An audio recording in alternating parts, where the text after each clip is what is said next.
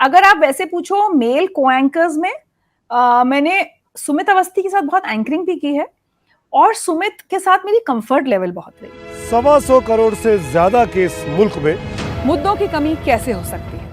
एक होता है आपको कई बार लगता है कि मेल एंकर आपको दबाने की कोशिश ना करे, या आपको होता है कि कुछ भी ओवर पावर करने की कोशिश ना हमेशा करे। मेरे सीनियर थे पॉलिटिकल ब्यूरो में, तो जब थे हम लोग तो मेरे बॉस भी रहे हैं, but Sumit has been very good, very kind as a co anchor. In fact 2014-15 में जब मैं वापस गई न्यूज 18 न्यूज पढ़ने, रूप नया है, एक नया हौसला है, और इस नए हौसले के हर पहलू की बारीकियां समझाएगा इंडिया 9 बजे हर रात सिर्फ IBN 7 पर। स्वागत है, मैं हूं हौसला है। उस समय भी सुमित और मैंने दोबारा कुछ टाइम हुआ कि साथ में एंकरिंग की, so he is someone who makes the को एंकर फील वेरी कंफर्टेबल, तो वो एक बहुत अच्छी चीज रही। तुम लोगों को पता है, तुम लोगों को एक बात बताती हूँ, चलो रोने पे बताया, और अभी सुमित की बात हुई, जिक्र हुआ, तो 14-15 में जब वापस न्यूज पढ़ने गई मैं, पेशावर अटैक हुआ, वो पाकिस्तान में बच्चों का, स्कूल का, याद है? सुमित और मैं बुलेटिन पढ़ रहे थे साथ में और वो उसमें बार बार आ रहा था कि वो बच्चे क्लास 9B, शायद ऐसा कुछ था, मुझे अभी भी जितना याद आ रहा है 9B, कक्षा 9B के छात्र, ऐसे कुछ हुआ। उस समय आयशा अपने स्कूल में क्लास 9B में थी, ठीक है? अब मैं पढ़ूं, जैसे मैंने कहा ना, मैं स्टेप इन कर जाती हूँ दूसरे के उसमें, बस वो मेरा वो खत्म हो जाता है, और मेरा ना पढ़ते पढ़ते एंकलिंग पढ़ते पढ़ते मेरा गला भरना शुरू हुआ और अचानक मेरी आवाज बंद हो गई और मेरा रोना छूट गया। So the way Sumit handled it, Sumit ने बहुत अच्छे से, 9B था 10B मुझे इतना याद नहीं, लेकिन सुमित ने कहा कि ऋचा भी एक माँ है, मतलब इतनी कंपैशनेट तरीके से एज अ को एंकर को जैसा करना चाहिए, राइट, ये क्या कर रही है, मतलब ऐसा नहीं, he could understand what I was going through suddenly. और फिर घर आके उस दिन मैंने बहुत लंबी पेशावर पे कविता भी लिखी थी, इनफैक्ट वो माँ के नजर से, कि भाई माँ पाकिस्तानी है, हिंदुस्तानी नहीं होती, माँ माँ होती है, तो वो मेरा रोने से ऐसा हुआ था।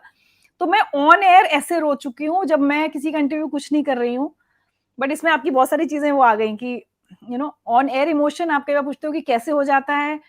आयशा की जस्ट बात हुई और सुमित अवस्थी की बात हुई, तो this somehow this incident brings all in one कि या I've cried on air, मतलब सिर्फ जिंदगी लाइव नहीं, वैसे भी हो जाता था मेरे साथ कभी कभी। क्या कहना है आपका? ऋचा अनिरुद्ध ने तो आपकी तारीफों के पुल बांध दिए। मैं पहली बात बताऊं कि ऋचा ही एकमात्र ऐसी मेरी एंकर रही है, मतलब कई लोगों के साथ आपने को एंकरिंग की है अलग अलग मौके पर, इतना लंबा करियर हो गया। ऋचा के साथ सबसे अच्छी बात यह ना कि वो बहुत ही हंसमुख सा चेहरा है, बहुत ही हंसमुख मिलनसार महिला है वो, और वो आपको बहुत कंफर्टेबल कर देती हैं। तो इसलिए शायद वो घटना जो वो जिक्र कर रही हैं पेशावर वाली बच्चों का, मुझे याद है, वो I was with her and उनकी आंखों में आंसू थे।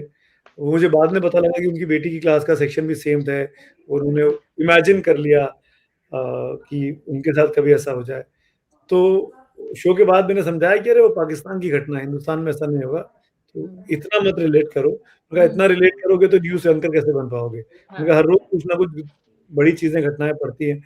तो ऋचा के लिए मैं शुक्रगुजार हूँ कि उनको वो चीज़ याद है, और वो, जैसे मैंने कहा ना कि मैं कुछ प्लान नहीं करता हूँ, कि वो रैंडम था, और ऋचा जी की आंखों से आंसू निकले। ऋचा बहुत सेंसिटिव महिला है, ऋचा जरा सी बात में उनकी आंखों में आंसू आ जाते हैं। मुझे कई बार उस चीज से दिक्कत भी होती है कि मतलब नहीं रोना चाहिए, आप मतलब आपका इमोशनल अटैचमेंट जरूरी है, पर at the end of the day आप समाचार वाचक हो। आप याद करिए ना, सरला माहेश्वरी को, सलमा सुल्तान को, वो उनके चेहरा हिलता नहीं था जब वो दूरदर्शन समाचार पढ़ते थे, ऐसा ब्लैंड फेस होता था, चाहे इंडिया मैच जीत जाए, चाहे इंडिया मैच हार जाए, चाहे एक्सीडेंट में 100 लोग मर जाएं, चाहे घर में मतलब कुछ भी हो, बिल्कुल ब्लैंक फेस, न्यूट्रल। तो हमको उन एंकर से कुछ चीजें सीखनी चाहिए कि वो काम, कंपोज, कंपैशनेट है। उस हर खबर को लेके आदमी का एक नजरिया होता है, पर उस घटना को, मतलब थैंक्स टू ऋचा कि उन्होंने मुझे उस बात का श्रेय दिया कि मैंने उनको कंफर्टेबल बनाया। तो शायद इसीलिए कि हम दोनों के बीच केमिस्ट्री अच्छी है, हम दोनों आज भी अच्छे दोस्त हैं, हम साल में 2-3 बार मुलाकात कर लेते हैं, हालांकि ओकेजन्स पे मिलते रहते हैं पब्लिक प्लेसेस में।